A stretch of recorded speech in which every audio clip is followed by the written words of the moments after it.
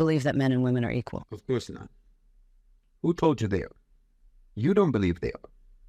If it's something that you have to constantly ask about, constantly struggle to achieve and enforce, then it isn't a natural state, is it? If it was an obvious, accepted fact, then it goes without saying, no argument is necessary. No one ever says, do you believe that men and women both have arms and legs? No one ever says, do you believe that both men and women breathe oxygen? But you ask, are they equal? Or do I think that they're equal? Do I believe that they're equal? Well, if you believe that they're equal, and you believe that their equality was a natural, undeniable reality, then you would be insulting my intelligence to ask that question. Just as you would be insulting my intelligence if you ask me, Shahid, do you believe that both men and women have arms and legs and breathe air? But you're not actually asking me if men and women are equal. You're asking if I believe that they're equal, which means that you're asking me if I believe in your concept of equality. Well, I don't.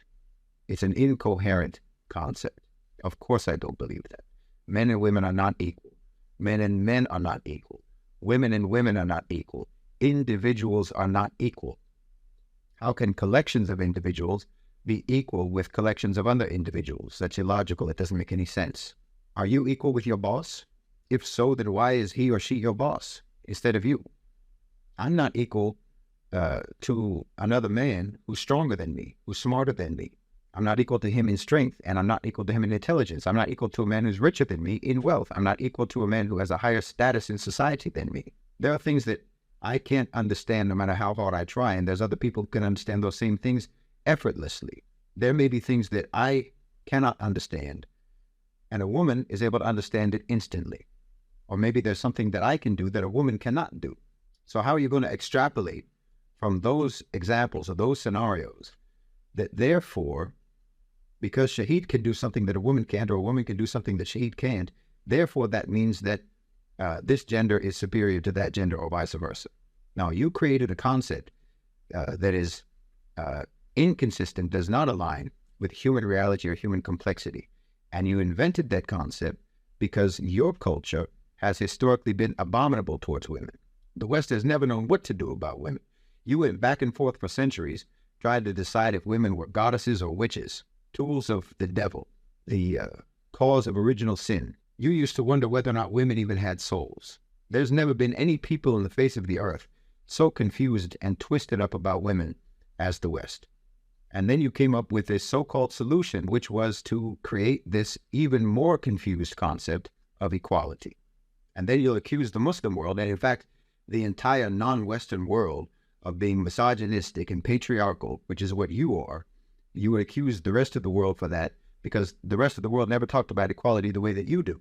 But the reason we didn't talk about equality was because we were never as confused as you are and have always historically been about being humans. And then you try to force us to try to explain our beliefs to you according to your framework, to try to explain to you, for example, how Islam actually upholds the equality of the sexes in terms of both men and women having equal innate value, but they have different roles in society and so on. Why should we try to make our clarity align with your confusion? Why do you find it necessary to believe in the fantasy of equality when we all know that some people are better than others? We all know that some people are smarter than others. We all know that some people are more capable than others. And if that's the case, and it is the case, then subhanAllah, I hope that we're not all born equal, because that would be a severe indictment against anyone and everyone who fails in their life to become an astronaut, or to become a brain surgeon, or to become a brilliant writer or an artist. If we're all born equal, then how do you explain the infinite disparities between people's capacities? But then you're going to say that all women are equal with all men, when all men aren't equal with all men and all women aren't equal with all women. This is incoherent. What does it even mean? You in the West, because you largely become atheists, will make fun of Muslims, will make fun of our intelligence, because, as you say, we believe in fairy tales. You say we believe in a God without evidence. We have no evidence to prove the existence of God, but we believe in him. Meanwhile, you invent a concept, this concept of equality, and treat it as sacred, and you believe in it religiously, with religious devotion, and you demand that everyone believes in it, and no one can dare doubt the reality and the holy truth of the concept of equality, even though all evidence that you are exposed to on a daily basis disproves that concept. So you'll make fun of us and you'll look down on us and you'll insult our intelligence for believing in something that you say we don't have any proof for. Meanwhile, you're believing in something for which all of the proof that exists disproves it.